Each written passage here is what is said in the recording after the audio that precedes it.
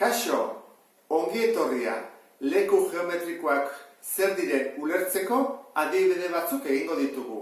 Baina gogoratu zer den leku geometriko bat. Propietate geometriko jakin bat betetzen duten puntuen multzoa. Orduan, lehenengo adibiderako pentsa ezagun dugula. Zuzen hau eta zuzen hau. Eta diala biak paraleloak. Pentsa dezagun esaten digutela bi zuzen paralelotik distantzia berbera dauden puntuak zehazteko. Hori leku geometriko bat da. Goazen ikustea zein den, lehenengo distantzi berdinak zehaztu behar dugu. Hortarako, 80 gradukoa behar da beti, distantziak neurtzeko, jartzen badugu horrela. Eta hemen beste bat, ikusten dezun bezala, aurkitu bat ditugu, distantzi berdina dagoena. Zein da erdibidean dagoena?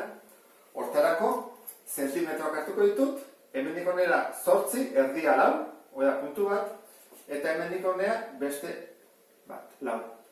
Zeintzu dira erdian dauden puntuak? Hau, eta beste guztiak. Zeateatzen da, zuzen bat. Marraztuko dut.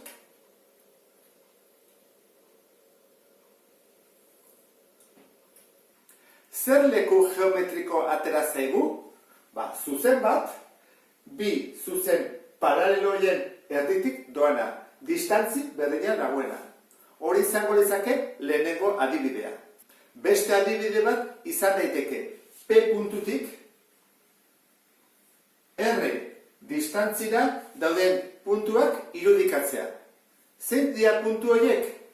Hortarako beharko nuke distantzi berdina, adibidez konpasak egiten duena, distantzi hau da ezta? Orduan guzti hauek dute distantzi berdina P-tik hasita.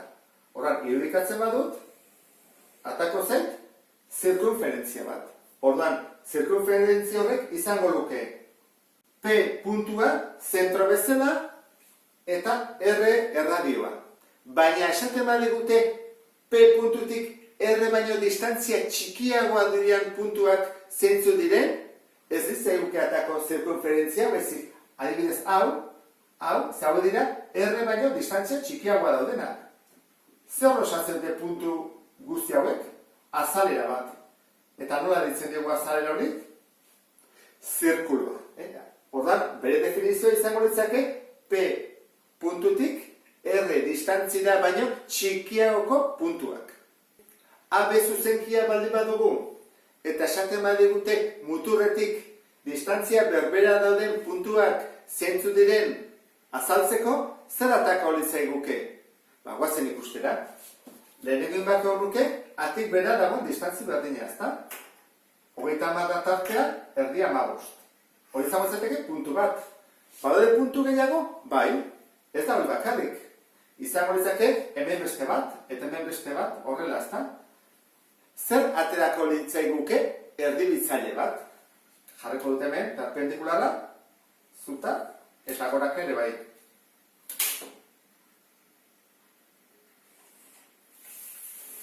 Hau da, aterako litzaigukena, erdibitzaile bat. Eta zer dute ezaugarri bezala, esan dugun bezala, distantzi berbera. Dikatzen nahi daute hemendik, horra joaten manaiz. Zentzu honetan ere,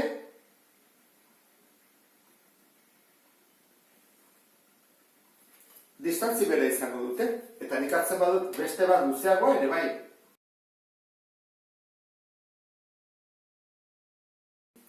Ikusten dezu bezala, erdibitzaileko puntu guztiak daude A eta B muturretatik distantzia berdinera. Angelu bat baldin badugu, eta esaten badigute bere aldeetatik distantzia berbera dauden puntuak zeintzu diren, zer aterako litzaiguke? Nik egiten badut. Adibidez hemenik 15. Eta hemen ere 15.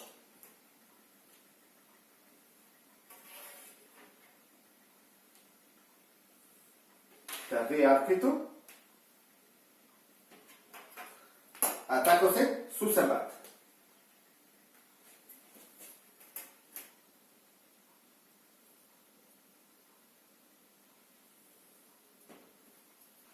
Erdikarian dauden puntu guztiak angeluen bi aldeetatik distantzia berdinera daude. Nik hartzen badut distantzia hau, bakizue, hartzen da beti 90 gradopekin, eta beste distantzia hau,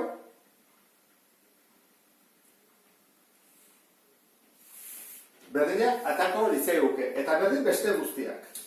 Adibide batzuk ditut, horrela. Orain, hobeto ikusten da. Erdikariaren puntu guztiek, proprietate bezala, dute angeluaren bai alde batera edo bestera distantzia berera daudela. Adibideekin bukatzeko pentsa dezagun dugula triangelu hau eta esaten digutela 3 erpinen distantziakideen puntuak zentzu diren.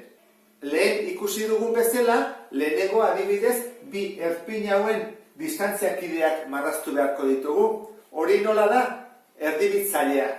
Hartuko erditik eta egingo dut zuta. Horrela eta horrela.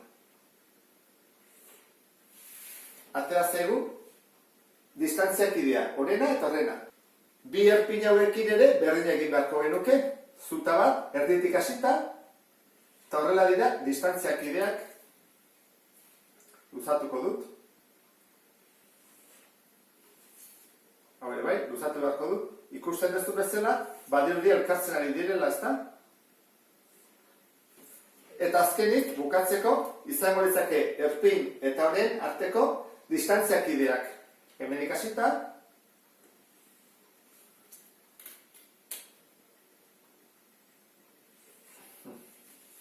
Leku geometrikoak zer izango litzake?